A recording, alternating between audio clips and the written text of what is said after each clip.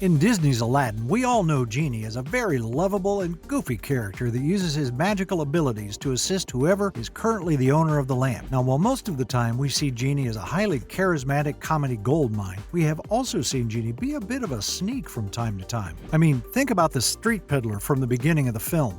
As you most likely know, the street peddler at the beginning of the movie, who opens the film up with Arabian Nights, was rumored to be Genie in disguise, trying to sell his lamp in order to gain his own freedom. And with the evidence lying in the similar facial features, like the dark goatee and similar robe color. While it isn't discussed at all in the animated film, or the live-action reimagining for that matter, it has basically been confirmed by the person who directed the movie, Ron Clements. When asked about the theory of the two being the same person, Ron responded by saying, "That's true, that was the whole intention originally." He then went on to explain that they actually wrote out a scene for the end of the film where it was revealed that the street peddler and Genie were actually the same being and also voiced by the same person. However, as what happens with a lot of films, scenes end up getting cut, and it looks like the reveal sequence they had planned ended up being removed from the film. Now, the reason that we say Genie as the street peddler came off as sneaky is simply because of the item he is trying to get rid of. He's trying to sell his own lamp to someone who will allow him his freedom. Essentially, he's trying to find a master while making it seem like he is just a normal person trying to sell their goods in Agrabah. And don't get me wrong, just because he's trying to get someone to take the lamp and ultimately grant him his freedom in a sneaky manner doesn't mean that Genie is necessarily evil, at least not by that information itself.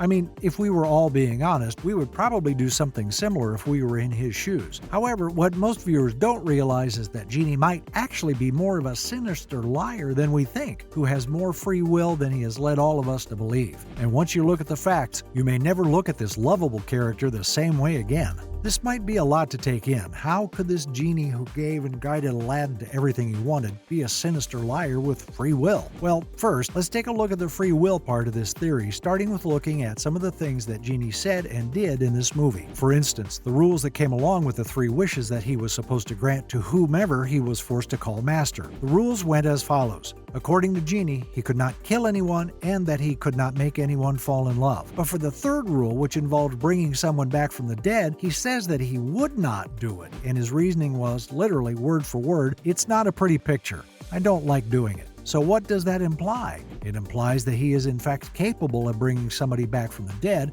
but he chooses not to do it. That's right, he chooses. That means if Aladdin would have, for some reason, wished someone back from the dead, Genie would have been able to say no. This is shocking because the way that Genie made it seem was that he would have to do whatever his master said. No questions asked, unless it broke one of the rules. But clearly, they are rules that Genie made up himself. And if that's not enough proof that he is able to disobey his master even though he makes it seem like that would be impossible, check this out. Do you remember when Aladdin wished to become a prince? Well, all Genie did was dress him up in some nice clothes and call him Prince Al. That would be like me going to the Gucci store and coming out saying, "I'm the Prince of New York." It's just not how things work. This means that Aladdin was not a prince at all. Therefore, Genie disobeyed his request and instead granted him a wish that he hadn't even asked for. Though it could be argued that the reason he tricked Aladdin into thinking he had actually fulfilled one of his 3 wishes was because he was upset that Ali had tricked him into saving them from certain death in the collapsing cave without using a wish. It would certainly make him a petty and sneaky snake.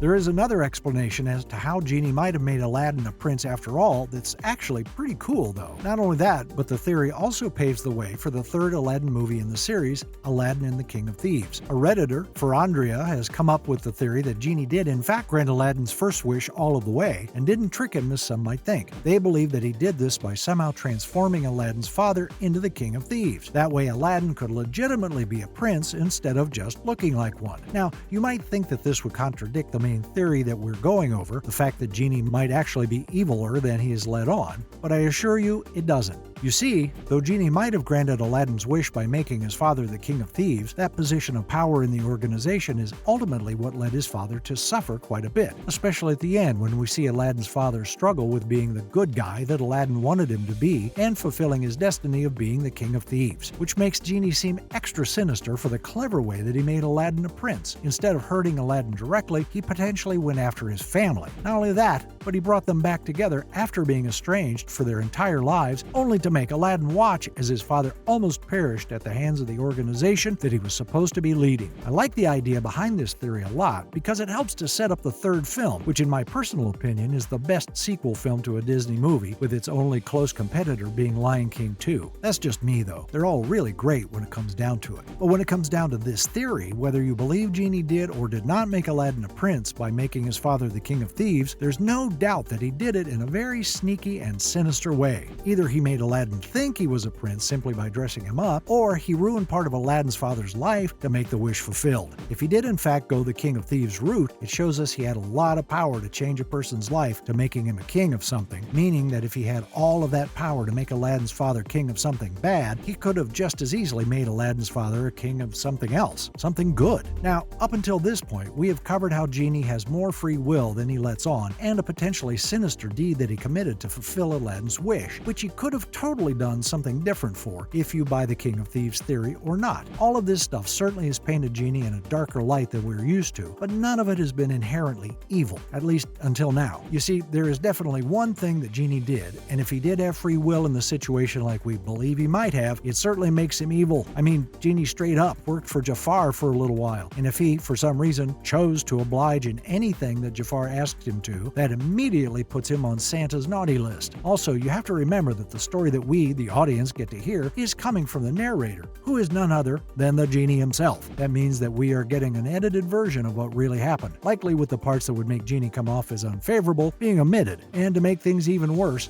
think about the timing. Jafar got his hands on the lamp right after Genie and Al had a huge falling out. As a matter of fact, their fight was so recent and left Genie so mad that when Jafar summoned him out of the lamp for the first time, Genie was still arguing with Aladdin. What if Genie had wanted to get back at Aladdin for going back on his word and not freeing him? That would certainly explain why he would have helped Jafar to take over the kingdom and kill Aladdin in the process. I mean, we know that at the end of the day, Genie's #1 goal is to get free, no matter what, even if that means being a bit of a trickster. And then him telling the story is his way of saving face. It's his way of making himself look good while simultaneously covering the tracks of any of his wrongdoings. And because he's telling an abridged version of what really happened, that's why he is able to reference people who haven't existed yet and events that haven't happened yet. After all, genies aren't all-knowing, but they are all-powerful. Alright, so I'm sure by now you're asking yourself, if Genie has free will and can ignore wishes while still remaining all-powerful, why can't he free himself? Well, judging off of what he said when he appears in the movie for the first time, you know when he says that he is huge because he was expecting someone that was the same size as his last master. Well, this most likely means that whoever his first master was someone who was even more powerful than all-powerful. And for some reason, that powerful being had the ability to create a magical item, the lamp, that could bind a genie. This could very well be why, when a genie's lamp breaks, the genie inside it is said to die. Which of course begs the question as to why a genie wouldn't be able to protect its lamp with magic. But we think that might be some sort of failsafe if the genie inside the lamp were to try to turn against his or her master, which would essentially mean that, while the genie in the lamp could make their own decisions, it would always come with the risk of their master breaking their lamp and killing them. Hence, why would they have to be so sneaky about everything and anything that they tried to do? And maybe whoever is responsible for trapping Genie in the lamp and the lamp inside of the cave knew how smart and cunning Genie was, and that's why they added the diamond in the rough requirement. That way, it would ensure that his next owner was someone who wouldn't easily be outwitted by the genie inside. However, that's not exactly how it goes down, as you saw in the movie. But check it out from the perspective of the theory, and I promise you will be looking at the movie in a whole new light next time that you watch it. So, Aladdin shows up as the supposed diamond in the rough. However, he ends up failing that test after Abu picks up something in the cave besides the lamp. But before he failed the test, Aladdin had touched the lamp and made himself known to Genie. And Genie, seeing Aladdin as someone who he could, in fact, trick, ended up using his powers to save them, which paved the way for him to get his freedom. Once the two are safe, Genie then promises Aladdin a future with Princess Jasmine in return for his freedom, to which Aladdin quickly agrees. And then when you think about how Genie reacted when Jafar turns into a genie himself, you might have noticed that our Genie got more than a little concerned. And at first, we thought that it was because he was concerned that he had made Jafar even more powerful. But what if all he was really worried about was Jafar possibly using the third wish, causing Genie to have to wait for the cycle to start all over again? Regardless if you believe this theory or not, not. If you shift perspectives from Genie being evil to Genie being a good guy in the film, you can't deny the former does have a lot of evidence to support it. This is a very fun theory to explore, and we admit that there is a lot of evidence to back it up. However, we personally don't believe it to be accurate, possibly because we simply refuse to believe that Genie is the bad guy in the film. It's just a hard pill to swallow. Maybe we're in denial. But what do you guys think about the theory? Please let us know down in the comments below. That's all, Disney fans. Let us know what video you'd like to see next in the comments, and like and subscribe for more magically packed videos.